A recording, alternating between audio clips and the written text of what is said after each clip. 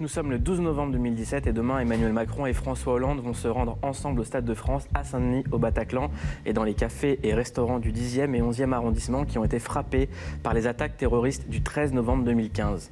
Aujourd'hui, pour en parler, nous recevons une survivante du Bataclan, Caroline Langlade, qui publie le livre « Sortie de secours » aux éditions Robert Laffont, préfacé par François Hollande. Nous accueillons également Toby Nathan, ethnopsychiatre, qui a commencé à recevoir des jeunes radicalisés et leurs familles depuis 2014. En ressort ce livre, paru chez l'édition Iconoclaste, Les âmes errantes, et c'est tout bonnement passionnant. Merci d'être avec nous. Tout d'abord, j'aimerais qu'on parle avec vous, Caroline. Donc, Sortie de secours, préfacé par François Hollande. C'est un livre que vous avez écrit avec votre iPhone. C'est des notes. C'est un puzzle de mots et de pensées. Ça commence avec le chanteur du groupe Eagle of Death Metal qui dit qu'il va y avoir une grosse surprise. Vous voyez des gens tomber, vous pensez que c'est un happening, que c'est un flash mob, et à ce moment-là, la perception est complètement troublée. Comment est-ce que vous avez fait pour prendre conscience de ce qui vous est arrivé ? Effectivement, le cerveau, en fait, va chercher des choses qu'on connaît. Donc pour moi, c'était un flash mob. N'ayant jamais vécu d'attaque terroriste, c'est là-dessus que mon cerveau a été chercher quelque chose qu'il connaissait déjà. Et c'est mon compagnon, en fait, qui m'a sorti de ma torpeur, qui m'a attrapé la main et qui m'a dit il faut y aller, là, ça tire, c'est sérieux. Et donc, il m'a embarqué avec lui dans son sillage et on a pris la fuite sous les balles. Après cet attentat, il a fallu se reconstruire. Il y a eu plein de vivants qui ont été tous reliés grâce à un message porté par une survivante qui s'appelle Maureen. L'année dernière, dans le Gros Journal sur Canal+, on vous a dédié toute l'émission. On a préféré vous passer des caméras. Et voici le témoignage de Maureen. Ce n'est pas parce que notre peau n'est pas marquée qu'il ne s'est rien passé et que cela n'a pas blessé notre chair. Dans ce malheur, notre chance est d'être nombreux. Je pense qu'il est important de transformer cela en force. Parce qu'aider les autres, c'est aussi une façon de s'aider soi-même, afin d'aider chacun à surmonter la tragédie et pouvoir enfin voir de l'espoir derrière. Le monde nous a montré son soutien par le slogan Pray for Paris. Je propose de créer dans la continuité Life for Paris, association de dialogue et de soutien où toute personne rescapée de ces événements trouverait une place. Choisir de s'exposer n'est pas facile, mais ce que je refuse, c'est qu'ils aient le pouvoir de faire taire d'autres voix. Ce qu'elle refuse, c'est le pouvoir de faire taire d'autres voix. C'est pour ça que ce livre est là. C'est un livre pour prévenir, pour prévoir. Vous dites aussi quelque chose de très fort dans ce livre. Vous dites qu'au moment du Bataclan, en fait, vous aviez commencé à oublier Charlie, vous aviez commencé à oublier l'hypercachère, que la vie avait repris. Et ce livre, c'est aussi quelque chose pour prévenir que, déjà, que la vie a un prix, que la vie c'est précieux et qu'on est rentré dans une époque où on peut la perdre. Comment est-ce qu'aujourd'hui, vous pensez qu'on peut communiquer aux vivants, communiquer aux gens qui ne sont pas spécialement blessés physiquement, qu'il faut continuer ?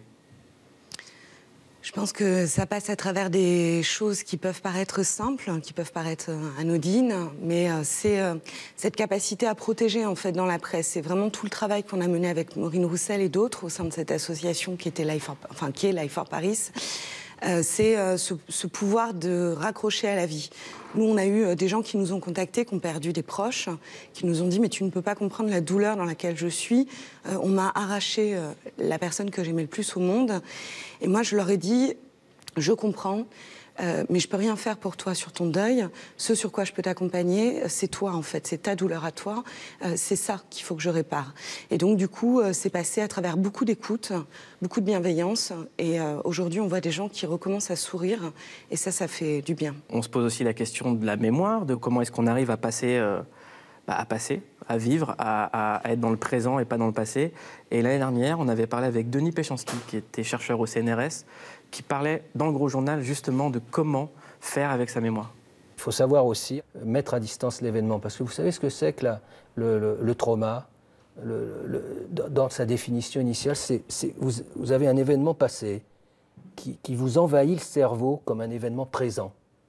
Et tant qu'il reste là, avec tout le temps, avec des images qui vous reviennent, tant qu'il reste comme présent, vous êtes en situation pathologique, vous êtes en situation de malade de la mémoire.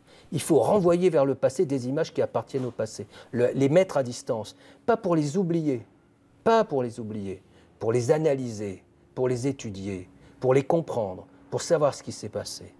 Et si vous arrivez à mettre à distance, il n'y a plus de trauma, parce que ces images sont dans le passé. Est-ce que ça vous parle?